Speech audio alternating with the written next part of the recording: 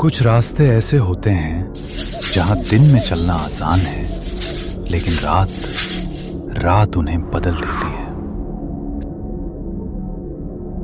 साल 1992, जब ये सड़क रात 9 बजे के बाद खुद ही सुनसान हो जाती थी। यहां आखिरी बस लोगों को उतार देती थी और फिर कोई वापस नहीं देखता था, क्योंकि जो यहां रुक गया वो अक्सर अकेला नहीं रहता था।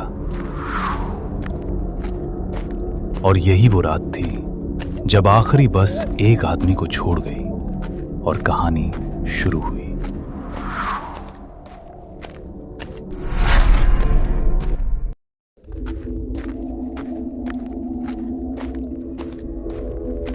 बस के जाने के बाद सड़क अचानक बहुत लंबी लगने लगती है। चारों तरफ बस अंधेरा और अपने ही कदमों की आवाज। कभी कभी लगता है जैसे कोई पीछे भी चल रहा हो। पीछे देखने पर हमेशा कुछ नहीं दिखता, लेकिन डर वहीं खड़ा रहता है। और जब भूख और थकान साथ चलने लगती है, तब इंसान हर रोशनी पर भरोसा कर लेता है।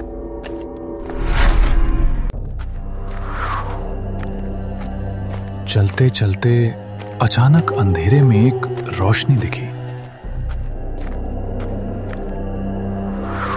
इतनी देर बाद किसी जगह की उम्मीद राहत देती है, लेकिन उस रात ये राहत अजीब थी।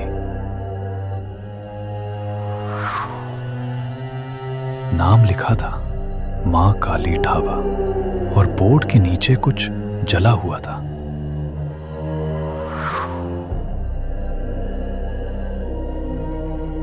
अजीब बात यह थी, हाईवे पर होते हुए भी वहां कोई और नहीं था।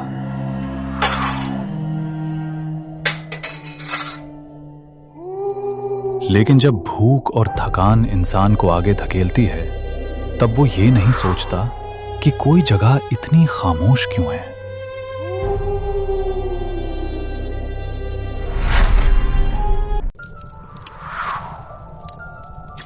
जब उसने ढाबे के अंदर पहला कदम रखा,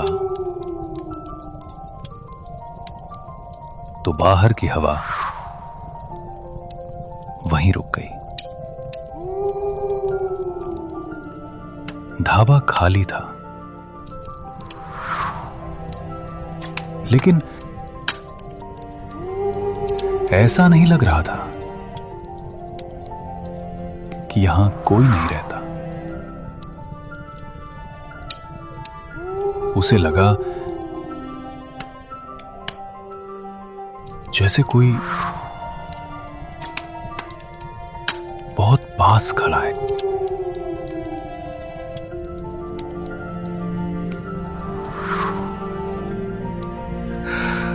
इतनी रात कोई आता नहीं। खाना चाहिए? हाँ, बस थोड़ा सा। जल्दी खा लेना, 10 बजने से पहले।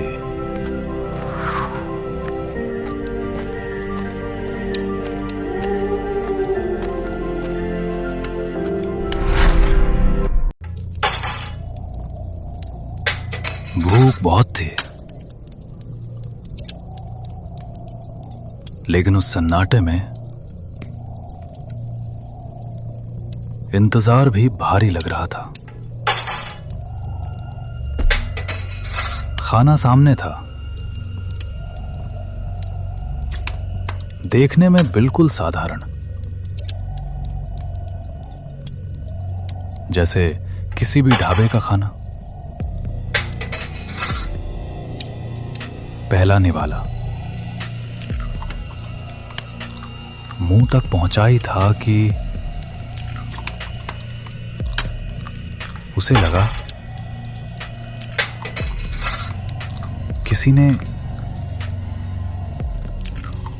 पीछे से कुर्सी को छू लिया। पीछे देखा वहां कोई नहीं था, लेकिन थाली अभी भी हिल रही थी। और तभी उसे पहली बार साफ एहसास हुआ, यह सिर्फ भूख नहीं थी, कुछ और भी उसके पास बैठा था।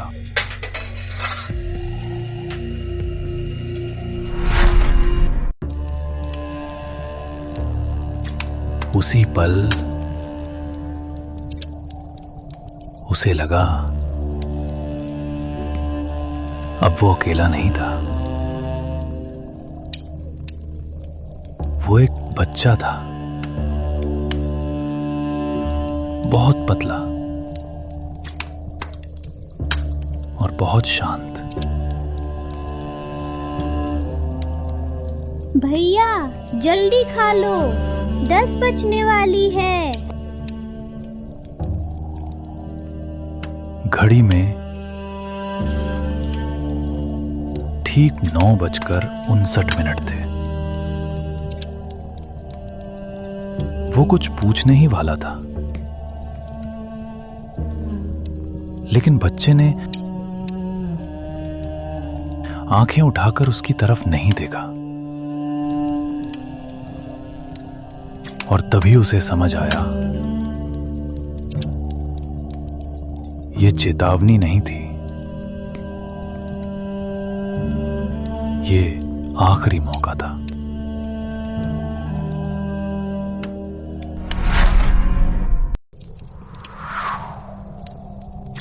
घड़ी ने जैसे ही 10 बजाए, ढाबे की हवा बदल गई। रोशनी कांपने लगी, जैसे वो भी यहां नहीं रहना चाहती हो। रेडियो बिना छुए अपने आप बोलने लगा। परछाई दीवार पर हिल रही थी, जबकि सामने कोई नहीं था। हवा नहीं थी, फिर भी सब कुछ हिल रहा था। अब देर हो चुकी थी,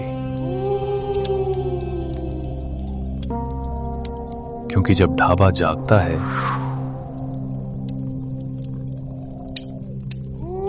तो बाहर का रास्ता सो जाता है।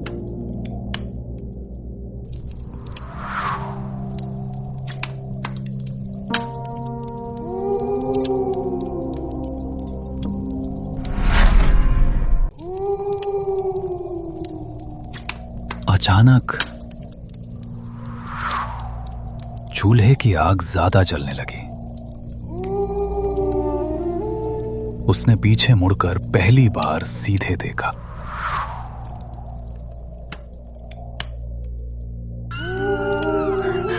तुम्हें पता है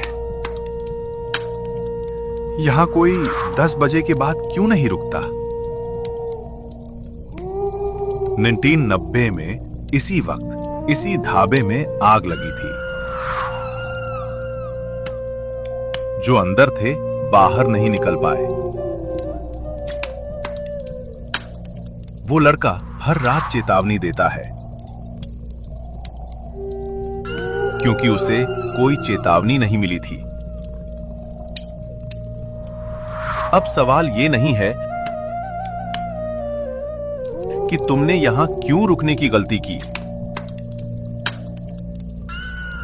सवाल ये है, क्या ढाबा तुम्हें जाने देगा?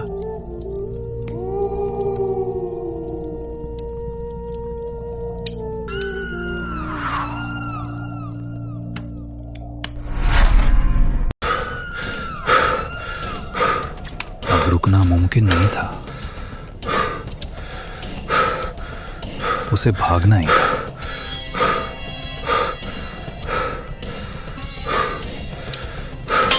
दरवाजा सामने था, लेकिन हर कदम के साथ और दूर लगता जा रहा था।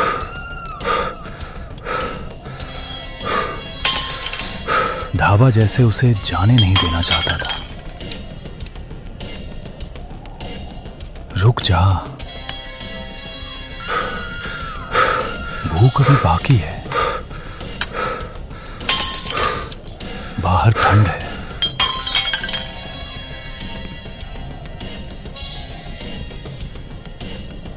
बस एक कदम और वो बाहर होता। लेकिन तभी ढाबे ने अपना फैसला सुना दिया।